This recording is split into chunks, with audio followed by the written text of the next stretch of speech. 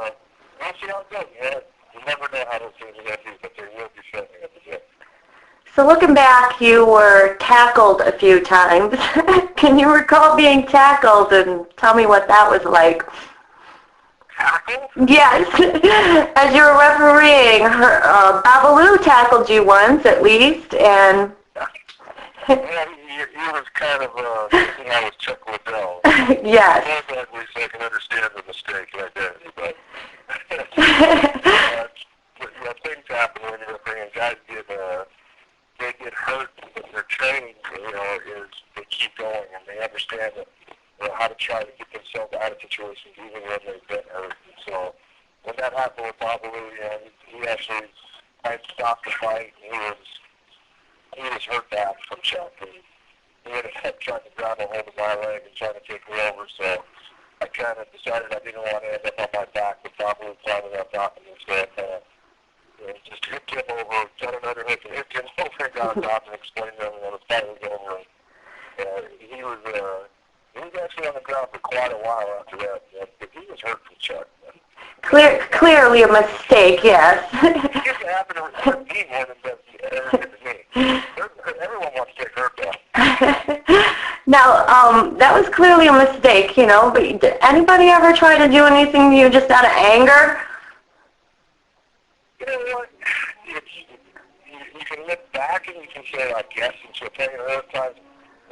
Chuck Liddell against Tito Ortiz, there was at the end of the very first round of the first fight that they had.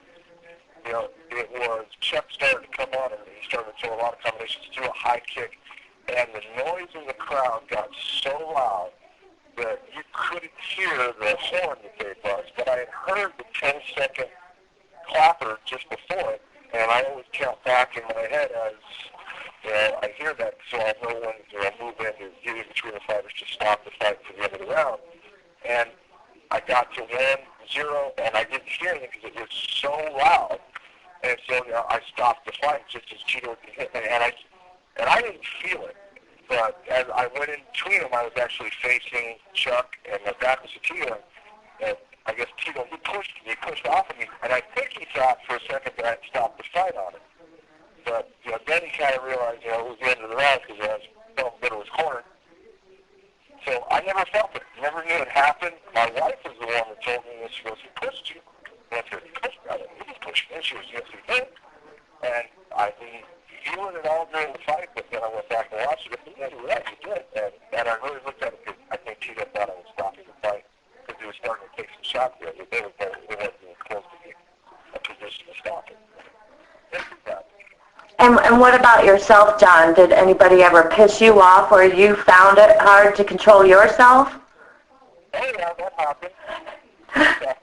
The one time people, they always bring up to me that there was a fight, I don't know, the last time, but Tony Clayton he was an alternate.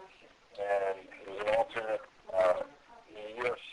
He wins his fight. He actually did something that Joe Hamilton did. Time. And he was kind of went into the ring to help him out with the situation. And, I just told Tony at the time, I said, hey, you want to be a champion, start to act like a champion. And you don't have to be someone who does something. When he said, I'm sorry, and he was.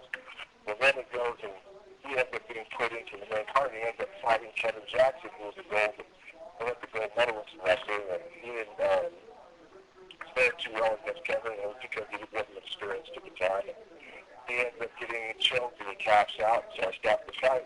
And I'm helping him up, and when I'm helping him up, he kind of pushed off me, and it was just, I instantly got mad. And it was like, hey, quit out here. And I grabbed a hold of him and I picked him up.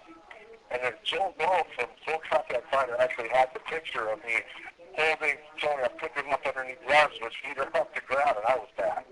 And I was like, who the fuck do you think you're pushing off of here? And it was just because of what had happened earlier. And I shouldn't have gotten that, but I did. But yeah, those things happen. So, retirement's the word. You retired from the police department. You retired from being a ref. But I have a feeling that you haven't slowed down much. What are you doing right now? I am so busy, it's ridiculous. That's what, everyone says, oh, you're retired. And I'm thinking, man, I'm retired. I'm tired. And I'm doing things all the time. I'm working at the site business. That's my main job. And it's not, I don't do a ton right now with them. I do a radio show a couple times a week.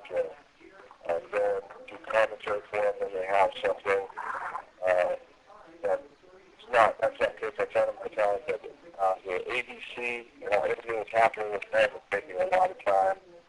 And then on top of that, going and working with some other shows, I'll be doing some stuff with the Affliction show. We're going to just film a little commercial for the cable companies and satellite providers for them to advertise the show. I have to do a commentary on the actual show. So I'm keeping busy and I'm having a good time doing it. Good. And, I'm sure it's no surprise to you that you are definitely the favorite ref of all times. I'd like to wrap up the interview with you with saying some words to your fans. So the main thing I always like to tell everyone is thank you for everyone that supports mixed martial arts. And I really look at it like, the sport came around at the right time because the internet is what saved it, because at a time when things were going bad, the hardcore people kept it alive on the internet.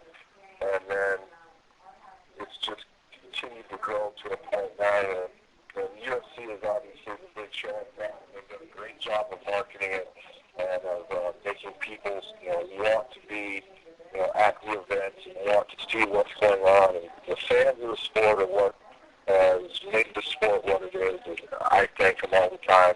And they're always very kind to me, and that's just because, I always say it's because, I was easy to recognize because you never forget a really ugly face. And you want to see that, but I've seen ugly face before. So it's great, and I just want to thank everyone for being kind to me. And anytime you see me come up and say hello, we'll love talking to you.